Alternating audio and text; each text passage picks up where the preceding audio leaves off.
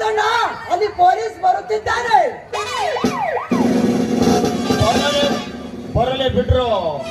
ನೀವೇಕೆ ಕಳ್ಳರಂತೆ ಭಯ ಪಡ್ತಿದ್ದೀರ?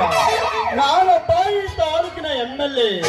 ನಮ್ಮ ಮನೆಗೆ ಅಂತ 100 ಪೊಲೀಸರು ಬರುವುದುಂಟು.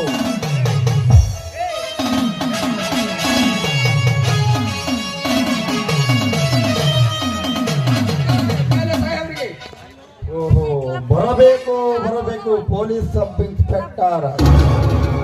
ಇದೇನು ಹರೀಶ್, ಡ್ಯೂಟಿಗೆ ಜಾಯಿನ್ ಆಗಿ 5-6 ತಿಂಗಳಾದರೂ ನಮ್ಮ ಮನೆ ಕಡೆಗೆ ಒಂದು ಸಾರಿ ಬರೋದವನು ಹಿಂದು ಬಂದಿದೆಯಾ?